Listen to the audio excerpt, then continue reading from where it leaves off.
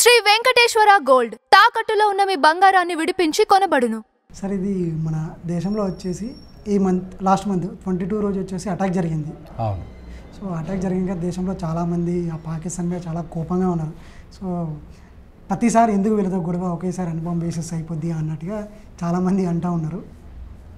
అయితే చెప్పండి. దాని అనుభవం మనం సమర్థించడానికి లేదు. ఎందుకంటే హిరోషిమా నాగసాకిలో జపాన్లో ఏం జరిగింది, మారణహోమం జరిగింది. సో అది కోలుకోవడానికి శతాబ్దాలు పట్టింది. సో కాబట్టి అట్లాంటి మారణహోమాన్ని కోలుకోవడం అనేది అది ప్రపంచ నాగరిక సమాజం ఒప్పుకోదు, ఐక్యరాజ్య సమితి కూడా ఒప్పుకోదు. సో కాబట్టి ఇలా మనం చేయాల్సింది ఏంటంటే ఉగ్రవాదాలను ఏరివేయడం వేరు, అణ్వస్త్రాలు ప్రయోగించడం వేరు. సో కాబట్టి ఉగ్రవాదులు నెరవేయడానికి వాళ్ళ క్యాంపులను ఐడెంటిఫై చేసి బాంబులు వేసి వాళ్ళని అంతమంది ఇచ్చవచ్చు.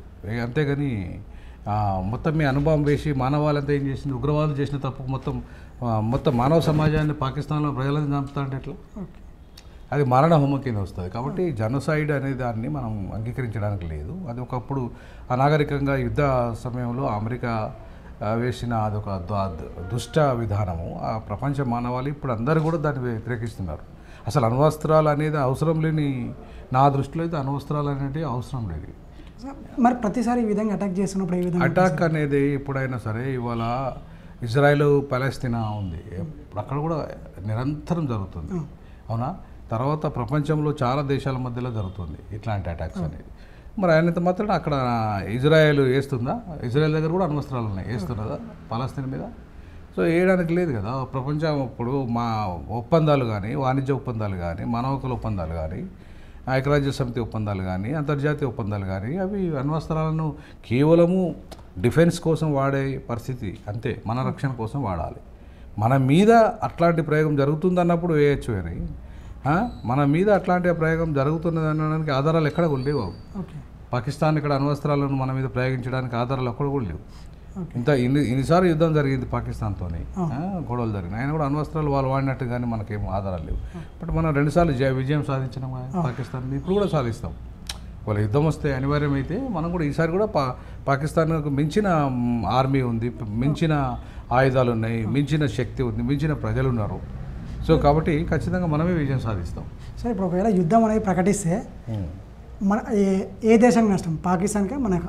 ఇద్దరికీ నష్టమే. యాక్చువల్ యుద్ధం అనేది ఒక అన్నెసెసరీ ఈ రోజులలో. ఎందుకంటే ఇప్పుడు మోడర్న్ సొసైటీ, ఆర్టిఫిషియల్ టెక్నాలజీ వచ్చిన తర్వాత చైనా ఒక కరోనా తోని ప్రపంచాన్ని అంతా వణికించగలిగింది. కరోనా పెద్ద, అది కూడా ఒక యుద్ధమే, అవునా కదా? సో అప్పుడు ఈరోజు ఒక టెక్నాలజికల్ వార్ చేయాలి తప్ప మానవాళిని చంపేసి, లేదంటే మానవాళిని కంప్లీట్గా మన రైతు సమాజాన్ని తయారు చేయడం అనేది అది ఒక రకంగా మూర్ఖ సమాజం కింద లెక్క. మనం అనివార్యంగా యుద్ధం చేయాల్సి వస్తే ఎక్కడైతే క్యాంపులు ఉన్నాయో, ఉగ్రవాద క్యాంపులు ఉన్నాయో వాళ్ళందరినీ ఐడెంటిఫై చేసి ఏరేయాలి. తర్వాత బలూచిస్తాన్ మనకు ప్రజలు కూడా కోరుకుంటున్నారు కాబట్టి ఆ ప్రాంతం అంతా మనం సాధన చేసుకోవచ్చు. ఒకప్పుడు మన దేశంది, అక్కడ భారత్లో భాగంగానే ఉన్నాయి. సో కాబట్టి మన దేశంలో ఉన్న విడిపోయిన సమాజం కలిసి మనతో ఉంటా అని ప్రజలు కనుక కోరుకుంటే ఖచ్చితంగా మళ్ళీ దాన్ని కూడా మనం వాళ్ళకు రక్షణ కల్పించాల్సి వస్తుంది, మనం తీసుకోవాల్సి వస్తుంది. ఇప్పుడు పాకిస్తాన్ కూడా ఎట్లయితే బంగ్లాదేశ్ విడిపోయిందో, బలూచిస్తాన్ కూడా ఇవాళ మేము భారత్లో కలుస్తామన్నప్పుడు ఖచ్చితంగా మనం స్వీకరించాల్సిందే. ఎందుకంటే అనివార్యమైతే అక్కడ ఉన్న క్యాంపులను ఏరేయాల్సిందే, అక్కడ ప్రజలకు మద్దతు ఇవ్వాల్సిందే, తప్పదు. ఎందుకంటే ప్రపంచంలో ఎప్పుడైనా నాగరిక సమాజంలో మనం ఉన్నప్పుడు, మా ప్రజాస్వామ్యంలో మనం ఉన్నప్పుడు ప్రజాస్వామ్య పద్ధతిలోనే సమస్యలు పరిష్కరించుకోవాలి. సో మ్యాక్సిమం మనము ఎక్కువ మారణహోమాన్ని క్రియేట్ చేయకుండా సమస్యను మొన్న మీరు 370 రద్దు చేశారు, ఎంత అద్భుతంగా చేశారు. అక్కడ ఏం మారణహోమం జరిగింది? ఒక్కరు కూడా కావాలి కదా. కాబట్టి అట్లా తెలివిగా చేయాలి. జమ్మూ కాశ్మీర్ సమస్యకు తెలివిగా పరిష్కారం చేసింది ఇండియా. అట్లనే ఇది కూడా తెలివిగానే చేయాలి. తప్పకుండా అవసరమైతే, అనివార్యమైతే అది కూడా బలూచిస్తాన్ ప్రజలు కోరుకుంటే యుద్ధం ప్రకటించి ఆ ప్రాంతాన్ని రక్షించుకొని ఆ ప్రాంతాన్ని మనం స్వాధీనం చేసుకోవచ్చు. లేదా ఆ ప్రాంతం అటానమస్గా ఉంటాయంటే కూడా అంతర్జాతీయ ఒప్పందాల ప్రకారంగా అటానమస్గా ఉంచే ప్రయత్నం చేయొచ్చు. సార్ ఇప్పుడు దౌత్యపరమైన సంబంధాలు అనేది తీసేసుకోవాలని చెప్పేసి అన్నారు. అంటే దౌత్యపరమైన సంబంధాలు అంటే ఏమేమి వస్తాయి సార్? దౌత్యపరమైన సంబంధాలలో ప్రధానంగా ఇప్పుడు ఫారెన్ పాలసీ వస్తుంది, అంటే విదేశీ విధానం. విదేశీతో పాకిస్తాన్కు మనకు ఏ రకమైన వాణిజ్య ఒప్పందాలు ఉండాలి, ఏ రకమైన సామాజిక ఒప్పందాలు ఉండాలి, ఏ రకంగా వాళ్ళతో అంతర్జాతీయ ఒప్పందాలు ఉండాలి, ఏ రకంగా నీటి పంపకాలు ఉండాలి, ఏ రకంగా వాళ్ళతో మిగతా ఆర్మీ కానీ నేవీ కానీ రక్షణ సంబంధాలు ఉండాలి. ఇవన్నీ ఫారెన్ పాలసీలో భాగంగా వస్తాయి. కాబట్టి వీటిని ఇవాళ తాత్కాలికంగా మనం రద్దు చేసినాం. ఓకే, దాంతో ఎందుకు వాళ్ళ ఎంబాసీని మూసేసినాం, వాగా బార్డర్ను మూసేసినాం, చివరికి నీటి ఒప్పందాన్ని కూడా రద్దు చేసుకుంటా అన్నాం.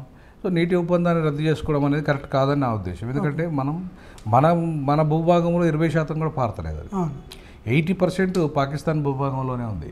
మిగతా కొంత భూభాగం టిబెట్లో ఉంది, చైనా టిబెట్లో ఉంది.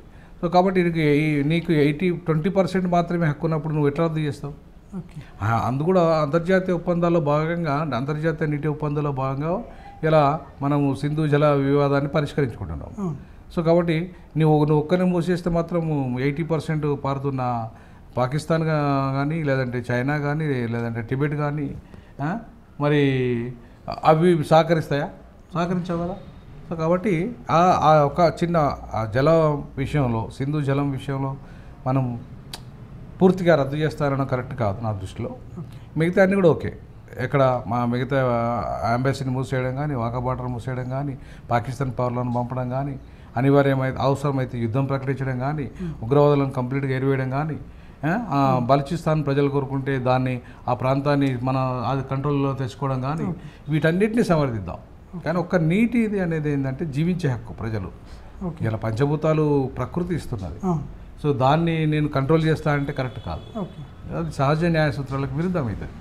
సో ఇప్పుడు నీటిలో ఆపేశారు కాబట్టి దీని మీద వేరే కంట్రీ వాళ్ళు కూడా ఏం మాట్లాడవచ్చు సార్? అంటే ఎందుకు ఆపేశారని మాట్లాడవచ్చా, లేకుంటే మాట్లాడచ్చు? అంతర్జాతీయ ఒప్పందంలో భాగంగానే ఈ నీటి సమస్య పరిష్కారం అవుతుంది. మన అంతర్జాతీయ ఒప్పందంలో నీటి సమస్య కూడా పరిష్కారానికి ఎందుకంటే బార్డర్లో ఉంది ఇది. సో బార్డర్లో ఉన్నది కాబట్టి బార్డర్లో ఉన్న ఏ ప్రాంతమైనా సరే అంతర్జాతీయ ఒప్పందాలకు నియమాలకి లోబడి పనిచేయాలి. అది నీటి ఒప్పందమైనా, అది ఆర్మీ ఒప్పందమైనా, అది వాణిజ్య ఒప్పందమైనా, ఏవైనా సరే బార్డర్లో ఉండే ప్రాంతాలని. సో బార్డర్ సమస్యలు ఏవైతే ఉన్నాయో అది అంతర్జాతీయ నియమాలు కట్టుబడి పనిచేయాలి. అదే మన ఇంటర్నల్గా ఉంటే అవసరం లేదు. సో కాబట్టి బార్డర్లో ఉన్నది కాబట్టి ఇది ఖచ్చితంగా రేపు ప్రపంచంలో మిగతా ఐక్యరాజ్య సమితి కూడా జోక్యం చేసుకోవచ్చు. అటు చైనా జోక్యం చేసుకోవచ్చు, ఇటు టిబెట్ జోక్యం చేసుకోవచ్చు. సో కాబట్టి ఇట్లాంటివన్నీ కూడా కొంచెం క్రిటికల్ సమస్యలు కాబట్టి వాటిని చాలా తెలివితో పరిష్కరించుకునే విధంగా ముందుకు పోవాలి. సార్ ఇప్పుడు వాటర్ వచ్చేసి ఆపేసారు అనేసి వేరే వాళ్ళు జోక్యం చేసుకున్నప్పుడు, అంటే ప్రతిసారి మా దేశం మీద ఈ విధంగా అటాక్ జరుగుతుంది, అమాయక ప్రజలు చాలామంది చనిపోతున్నారు, సో వీళ్ళకి ఏ విధంగా ఆంక్షలు పెట్టినా కానీ వీళ్ళు కంట్రోల్ అవ్వట్లేదు. సో ఈ విధంగా నీళ్ళని ఆపేసినా సరే దాంతో అన్నా ఏమన్నా ఈ విధంగా ప్రాబ్లం వస్తుంది కాబట్టి ఆగిపోదాము అని చెప్పేసి ఏమన్నా ఆగిపోతామని చేశాము అని చెప్పేసి చెప్పే అవకాశం ఒక్కటి ఏమంటారంటే బెదిరియడం వేరు. ఓకే, మేము నీళ్ళని బంద్ చేస్తామని చెప్పడం వేరు, ఓకే, బంద్ చేయడం వేరు. ఓకే, ఇప్పుడు బంద్ చేస్తా అని వార్నింగ్ చేయడం వేరు, బంద్ చేయడం వేరు. ఓకే, నేనేమంటానంటే ఇప్పుడు మనకు బంద్ చేసిన వాళ్ళకి పెద్దగా వచ్చే నష్టం ఏం లేదు. ఎందుకంటే మన భూభాగంలో 20% మాత్రమే పారుతుంది. మనకు 20% హక్కే ఉంటుంది, 80% హక్కు ఉండదు కదా. ఓకే, మరి 20% హక్కును నేను 80% 100% బంద్ చేస్తానంటే నడవదు కదా. నీ ప్రాంతంలో పారినంత మాత్రాన. ఇప్పుడు మన కృష్ణా గోదావరి జల వివాదం తెలంగాణ ఆంధ్ర ప్రాంతం ఉంది. మనం ఇప్పుడు ఏమంటున్నాం, తెలంగాణలో 80% 70% పారుతుంది కాబట్టి మాకు 70% హక్కు కావాలంటున్నాం. అట్లనే 80% వాళ్ళకి హక్కు ఉంటుంది అక్కడ. కాబట్టి నువ్వు ఆంధ్ర అయినా తీసుకొచ్చి నేనే 80% వాడుకుంటా అంటే ఎట్లా ఉంటుంది? ఒప్పుకోం కదా మనము, తెలంగాణ ప్రజలు ఒప్పుకోరు కదా. అట్లనే అక్కడ కూడా అంతే ఉంటుంది. అంతర్జాతీయ నియమాలకు లోబడి ఉంటుంది. ఇక్కడ రాష్ట్ర మధ్యలో భారతదేశంలో మన నీటి పంపకాల ప్రకారం ట్రిబ్యునల్ ఆదేశాల మేరకు ఉంటుంది. అక్కడ అంతర్జాతీయ ట్రిబ్యునల్ ఆదేశిస్తుంది, ఇక్కడ మన లోకల్ ట్రిబ్యునల్ ఆదేశిస్తుంది. సో మొత్తంగా ట్రిబ్యునల్స్ జోక్యం అనేది ఉంటుంది అందులో. కాబట్టి అది న్యాయపరమైన చిక్కులకు దారితీస్తుంది. సో అసలు పాకిస్తాన్ ఎందుకు ఈ విధంగా బిహేవ్ చేస్తుంది అనుకోవచ్చు? అంటే మన దేశంతోనే కాదు, వేరే ఇతర దేశాలతో కూడా ఎప్పుడైనా సరే కయ్యానికి సిద్ధం అన్నట్టుగానే ఉంటారు. అంటే పాకిస్తాన్ మత దేశం, మనది సెక్యులర్ దేశం. ఓకే, ఇప్పుడు దానికి మనకున్న తేడా ఏంటంటే మనది సెక్యులర్ దేశం. మన సెక్యులర్ దేశం కాబట్టి మనం కొంచెం బ్రాడ్గా ఉంటాం. వాళ్ళది మతపరమైన దేశం కాబట్టి వాళ్ళు ఒక రిజిడ్గా ఉంటారు. వాళ్ళ మతం అనే దాంట్లోనే ఆ ఉచ్చులోనే ఉంటారు వాళ్ళు. కాబట్టి పాకిస్తాన్ అనే మత దేశము, అందులో ఉగ్రవాద దేశంగా బాగా ముద్రపడ్డ దేశం, అది ప్రజాస్వామ్యానికి విరుద్ధమైన దేశం కాబట్టి సో అట్లాంటి దేశం ఎప్పుడు కూడా ఆ మతానికి సంబంధించిన వ్యక్తులకు ఆ మతము అక్కడికే పరిమితం అవుతుంది. సో ఇప్పుడు అదే అమెరికా ఉందనుకో, అది కూడా మత దేశమే, క్రైస్తవ మత దేశమే, కానీ అది మతతత్వాలతో కూడుకున్న దేశం కాదు. ఓకే, అన్ని మతాలను సమానంగా గౌరవిస్తే అందరికీ అవకాశాలు ఇస్తుంది. ఇక్కడ అట్లా కాదు, ఇక్కడ ఓన్లీ ముస్లింలకే ప్రియారిటీ ఇస్తుంది. కాబట్టి మనం వ్యతిరేకిస్తాం పాకిస్తాన్ కానీ మిగతా వాళ్ళు కానీ. మీరంతా కూడా అంటే ఇప్పుడు మనము మన దేశంలో హిందువులు 85% ఉన్నారు. మనం ముస్లింలకు భయపడాల్సిన అవసరం లేదు. ఎందుకు? వాళ్ళు ఉన్నది ఎంత అని 10 to 12% ఉంటారు. 10 to 12% ఉన్న వాళ్ళకి మనం భయపడేది, హిందువులు భయపడేది.